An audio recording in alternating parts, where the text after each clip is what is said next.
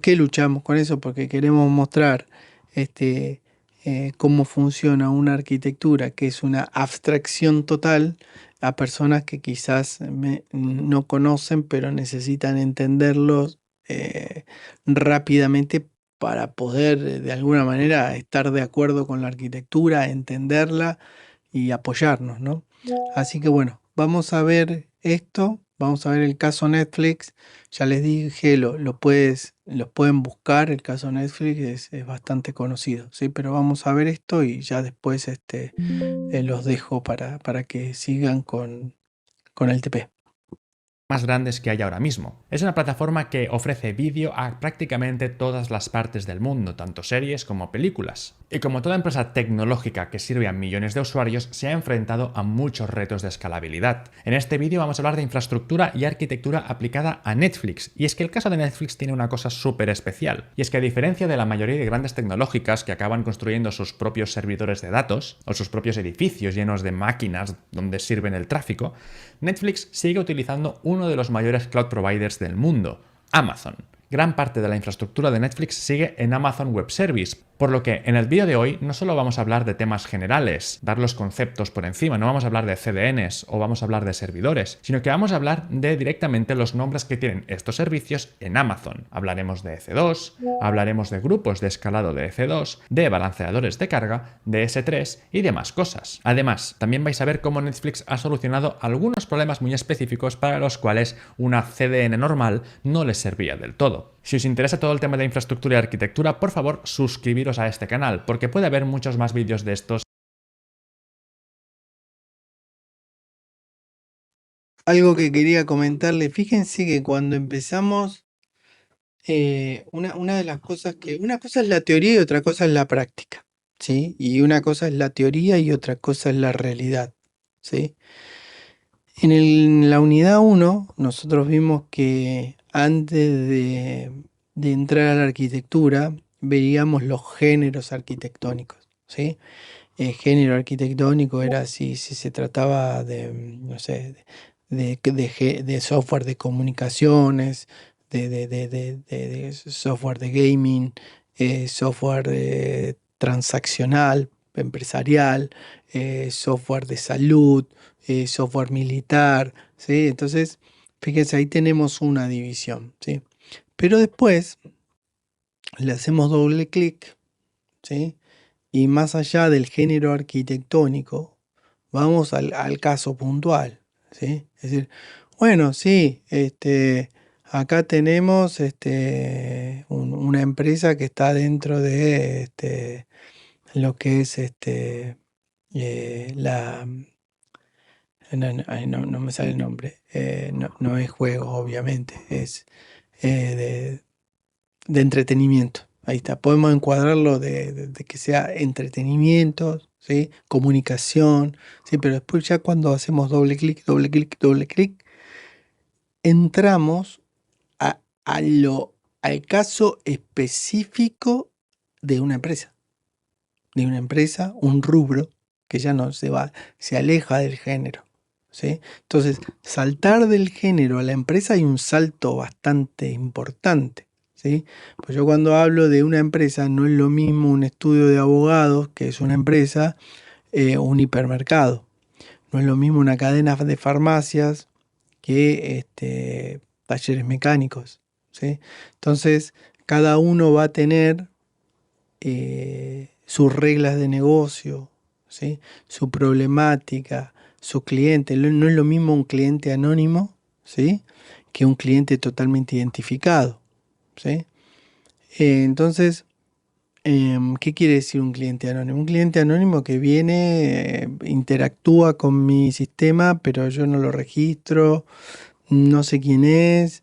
A lo sumo yo sé que hice una venta, un lavadero, quizás, a no ser, no, sí, yo conozco una cadena de lavaderos que yo que me tengo que dar de alta. Ah, bueno, está bien, hay un proceso de fidelización que muchas, sí, pero ¿se entiende? Entonces, yo no puedo tener una concesionaria de autos, no puede tener un cliente anónimo. ¿Sí? Yo para vender un auto, sí o sí, necesito tener, digamos, los datos de la persona. Entonces, es distinto, ¿no? Es distinto los casos de uso de cada una de las empresas.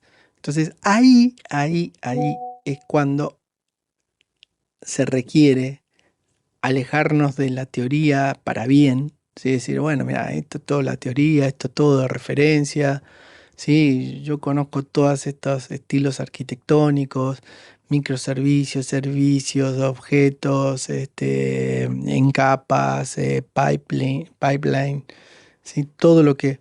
Y con todo esto que conozco, ¿qué armo? ¿Cómo lo armo? ¿Sí? ¿Para qué? Para tratar de satisfacer las necesidades de la empresa. Y ahí es donde viene el desafío, ¿sí? No es no, acá tengo esto y es un copy-paste, o no es para nada fácil, ¿sí?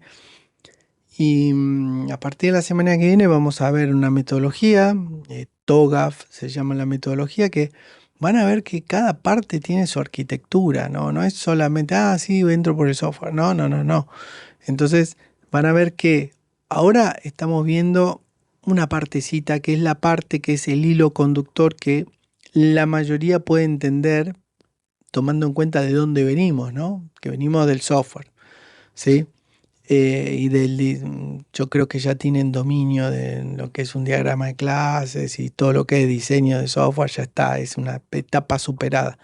Ahora ya estamos en la arquitectura y que la arquitectura de software no está aislada, ¿sí? No está aislada, ¿sí?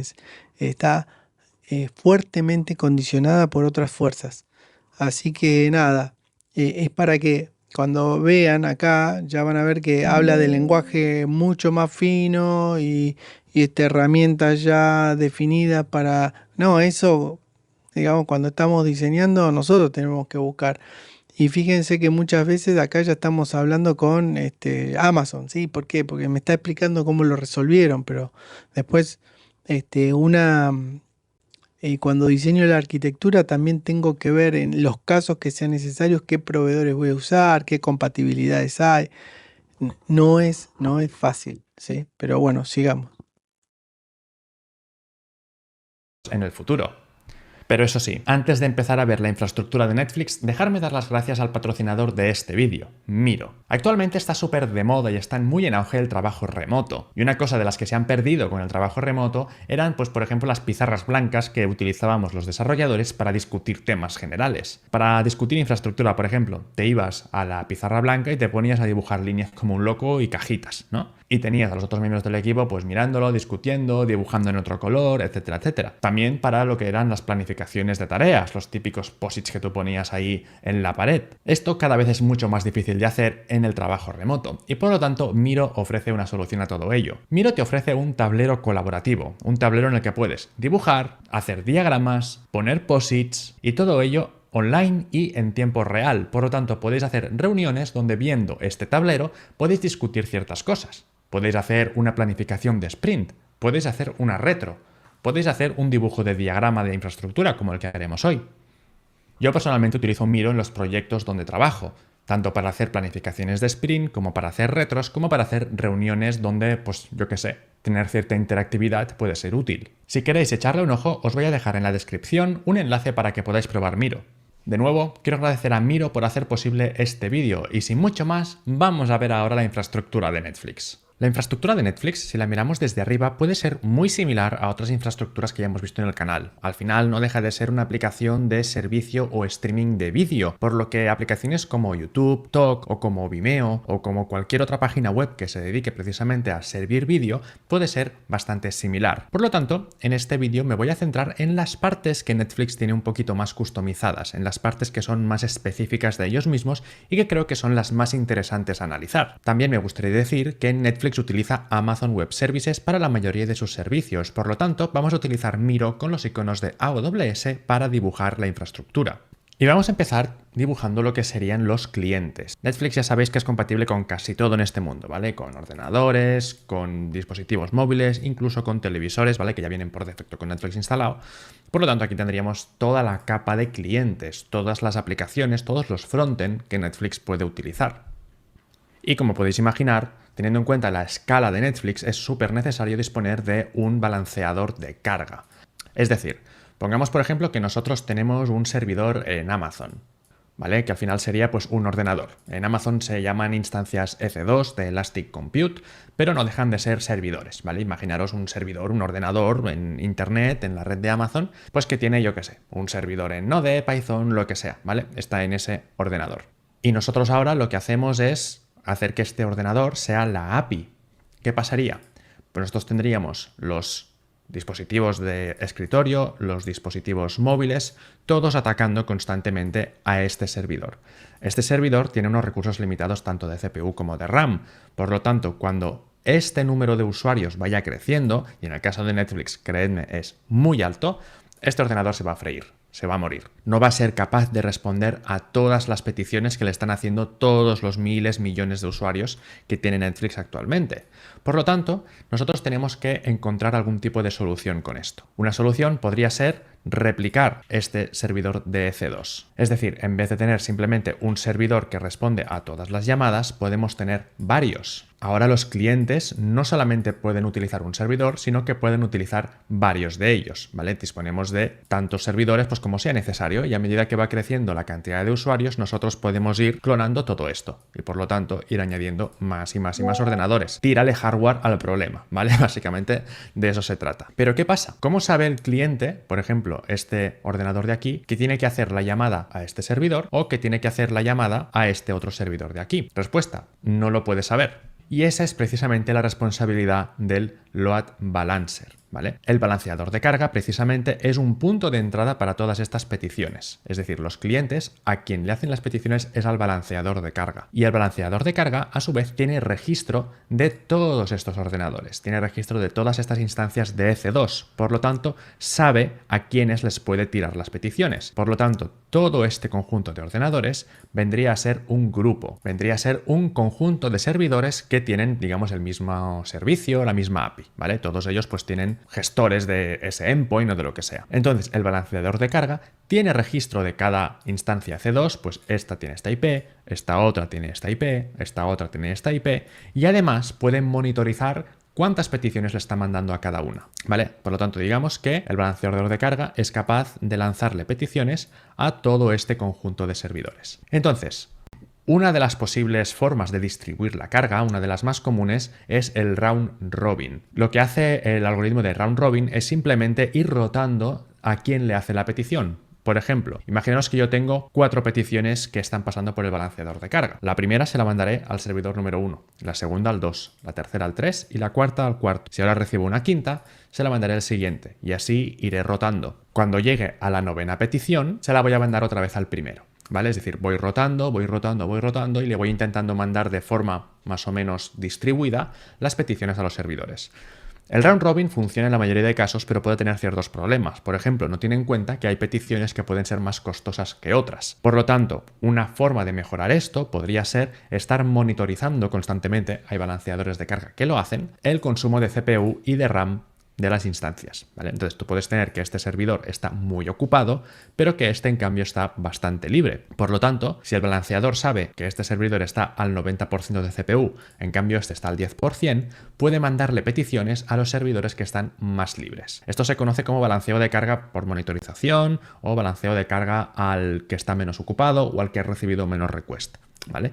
Entonces, el balanceador de carga es una pieza súper importante que te permite escalar potencialmente todos tus servicios. Ahora bien, esto, como podéis ver, puede ser una tirada de dinero, ¿vale?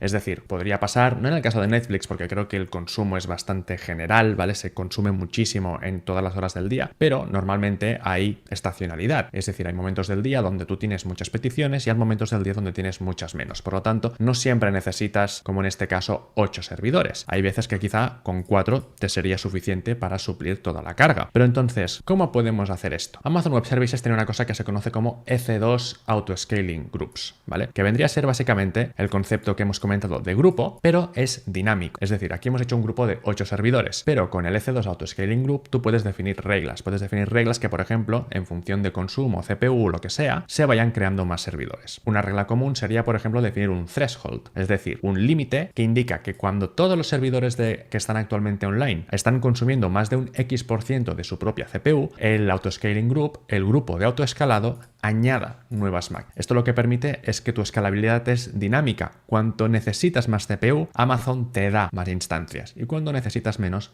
te quita. Eso también obviamente te permite ahorrar dinero porque en tiempos de baja demanda estás eliminando máquinas y por lo tanto es una de las formas que utiliza Netflix para escalar sus servicios. Pero entonces, esto sería un poco bastante general. Esto no es aplicable solamente a Netflix, esto es aplicable a prácticamente cualquier servicio que requiera autoescalado. ¿Qué cosas tiene Netflix de interesantes? Pues obviamente la primera que viene a la cabeza es el tema de la distribución de vídeo, ¿vale? Ya hablamos en el vídeo de TikTok de todo el tema de las CDNs, que son estas redes que hay por todo el mundo, redes de ordenadores, que se dedican simplemente a servir contenido estático, por ejemplo, páginas web, por ejemplo, vídeo, por ejemplo, fotos. Vimos en TikTok que se podría utilizar una CDN para distribuir vídeo y que además la CDN te permite definir qué países o qué regiones puede ver un contenido o pueden ver otro. Esto sería una solución genial para Netflix porque es precisamente el mismo problema. Lo que pasa es que Netflix ha hecho una cosa un poquito más personalizada. En el caso de AWS tenemos Amazon CloudFront, que sería el producto de CDN, digamos, que viene con Amazon por defecto. Por lo tanto, cada vez que los clientes de Netflix tuvieran que requerir pues, el visualizado de una película o de una serie, no atacarían directamente a los servidores de Netflix, que estos irían a su vez a la base de datos y que estos a su vez devolverían a través del propio servidor el vídeo, sino que directamente son servidos mediante CDN, ¿vale? Mediante, podríamos decir, Amazon CloudFront. Pero Netflix, hasta donde yo sé, no utiliza CloudFront, utiliza una cosa que se llama OpenConnect. OpenConnect es muy similar a Amazon CloudFront, ¿vale? Sería la capa encargada de servir el contenido en sí mismo. Lo que pasa es que es una capa que está construida y está especialmente diseñada para el caso de uso de Netflix. La forma en la que OpenConnect funciona es que, por ejemplo, si nosotros tenemos los clientes y estamos haciendo una petición para reproducir un vídeo, primero obviamente lo gestiona la infraestructura de Amazon, ¿vale? La petición llega al balanceador de carga y es responsabilidad de, obviamente, los servidores de Amazon, pues hacer la query a la base de datos para ver, pues por ejemplo, en qué servidor está o en qué OpenConnect, en qué instancia de OpenConnect está ese vídeo. ¿Dónde está guardado este vídeo? ¿Cuál es la URL de este vídeo? ¿Vale? Eso obviamente lo tienes en una base de datos, en algún sitio, pues seguramente en DynamoDB o alguna base de datos de Amazon, y estos ordenadores hacen la petición. Esa URL es una URL de OpenConnect. Y fijaros que aquí lo que se hace es enviar a los clientes la URL de OpenConnect que se tiene que reproducir, es decir, ¿dónde está este vídeo?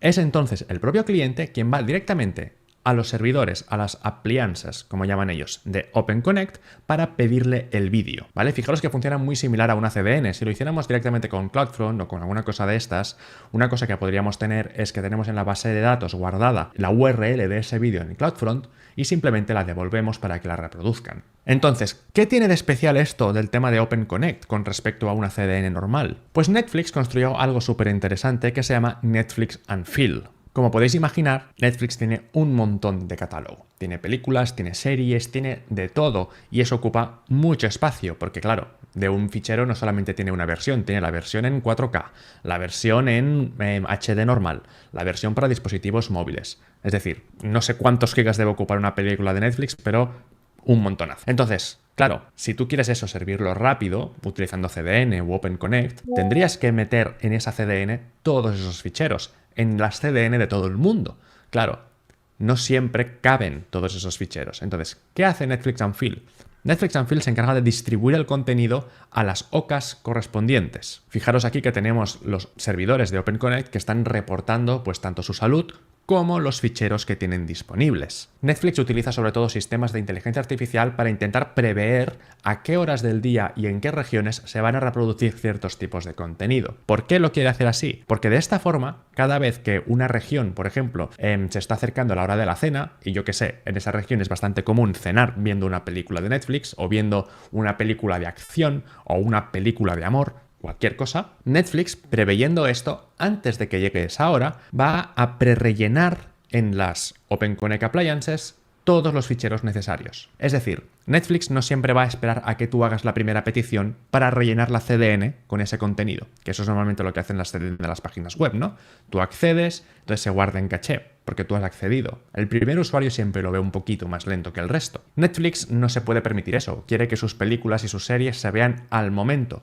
Por lo tanto, prerellena todas estas CDN de OpenConnect para poder distribuir el contenido lo más rápido posible. Por lo tanto, es también responsabilidad de estos servidores de aquí guardarse donde tiene que tener Netflix ese contenido. Porque ellas han decidido, pues bueno, mira, lo vamos a prepopular aquí porque por nuestros algoritmos hemos decidido que en este sitio tenemos que guardar la última película de Fast and Furious. Entonces lo guardan allí, lo registran y así se va prepopulando, digamos, la CDN, ¿no? Para reducir los accesos a disco, los accesos a Amazon S3, que S3 sería básicamente el bruto, ¿no? Donde están, digamos, en Amazon todos los ficheros ahí metidos. S3 puedes guardar un montón de cosas, pero es muy lento al darte los ficheros, por lo tanto, por eso necesitas pasarlo primero a estas CDN, a esta caché. Es decir, en resumen, cuando tú le das a play a una película de Netflix, estás primero de todo haciendo una llamada a un balanceador de carga que está en Amazon.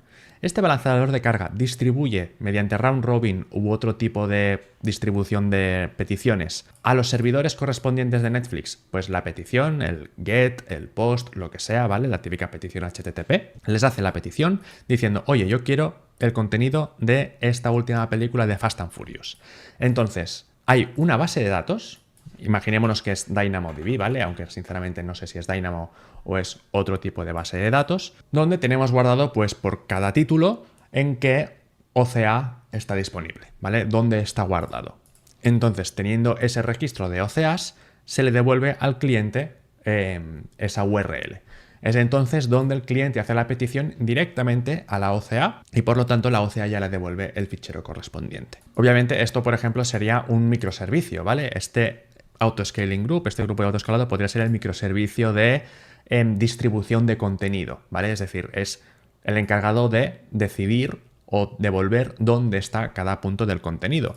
Podría haber otro microservicio tranquilamente con la misma infraestructura, con la misma, digamos, arquitectura, que sea el encargado de ingestar contenido nuevo, ¿vale? Imaginaos que Netflix graban una nueva película y eso lo subimos a S3, ¿vale? Imaginaos ponemos aquí un S3 donde pues alguien desde un ordenador, un productor de vídeo, pues dice, oye, yo te subo mediante FTP a este servidor de S3, te subo, pues yo qué sé, la nueva película de Almodóvar, ¿vale? Pues te la suben aquí. Entonces podríamos tener un grupo de eventos o algún tipo de registro, ¿vale? Por ejemplo, utilizando EventBridge o alguna cosa de estas. Simplemente que esto dice, que me han subido un capítulo nuevo de la serie de Almodóvar, ¿vale? Que me han subido un vídeo nuevo. Entonces esto se lanza como petición a este microservicio, el microservicio de procesado de datos, ¿vale? Procesado de vídeo, que puede hacer un montón de cosas, puede generar las diferentes versiones, registrar la metadata en una base de datos, ¿vale? Por ejemplo, puede hacer un montón de cosas y también puede hacer otra cosa, que es empezar a decir, oye, ¿a qué OCA lo tengo que subir? ¿Cuándo se tiene que lanzar este vídeo? ¿Vale? Porque quizá lo estoy subiendo, pero en verdad el estreno no ocurre hasta dentro de un mes. Entonces, esto puede estar guardando aquí algún tipo de alarma o algún tipo de cosa que dice, oye, dentro de un mes tiene que estar esta película en el OCA estadounidense, porque es una película, pues yo qué sé, en inglés, de un actor que en Estados Unidos es súper famoso. ¿Vale? Pues esto se guarda y al final lo que se va a hacer es que una vez se ha procesado los diferentes tipos de fichero y se han guardado otra vez en S3, ¿vale? Imaginaos que esto después de procesar lo guarda otra vez en S3, dice, vale, oye, que yo aquí, este microservicio dice, tengo que registrar otro vídeo, ¿vale? Tengo que pillar de S3 este otro vídeo y por lo tanto guardarlo en OpenConnect y registrar el nuevo contenido donde está en esta base de datos, ¿vale? Y esto podría ser, digamos, un flujo muy sencillo de creación de contenido nueva, de subida de contenido, ¿vale? Y no creo que sea tan diferente a cómo funciona YouTube en el punto de creadores, pues como nosotros subiendo contenido a través de YouTube Studio, ¿vale? Y estaría la típica pipeline de procesado de 4K HD SD, lo que te define los tipos de calidad del vídeo. Concretamente así es como creo un overview bastante general de cómo funciona Netflix, ¿vale? Hemos hablado de conceptos muy interesantes como balanceador de carga, como las CDN, como la importancia de prerellenar estas cachés para que el acceso de datos sea rápido e incluso temas de autoescalado, ¿vale? Que creo que son de los más utilizados hoy en día si se utilizan herramientas cloud como podrían ser Amazon. Bueno, acá tienen, les quería dejar este video para que vean que cuando ya vamos a analizar la implementación, no solo nos encontramos con, con las arquitecturas de referencia, sino con otro tipo de elementos, ¿no? Y bueno, es el caso más conocido, que es el caso de Netflix. Así que bueno, sin más, ahí ya los dejo para que empiecen a trabajar y a finalizar los trabajos prácticos, ¿no, Carlos? Así es, así es. Hoy, hoy me jugaría que ya lo terminamos, ya lo terminamos. Ojalá, ¿Eh? ojalá, Así ojalá. tenemos una semanita para pegar una revisación general y ya el lunes aprovechamos la primera etapa. Perfecto, perfecto. ¿Eh? Bueno, que cada uno a su grupo, A ¿no? su grupo, sí señor, que yo las voy a visitar. Voy a ir primero al grupo 4 y después al 3 que fueron los que me adelantaron y les hago un comentario de cortito y después arranco de luna en adelante. ¿Les parece? Dale, buenísimo. Bueno, nos vemos en un ratito.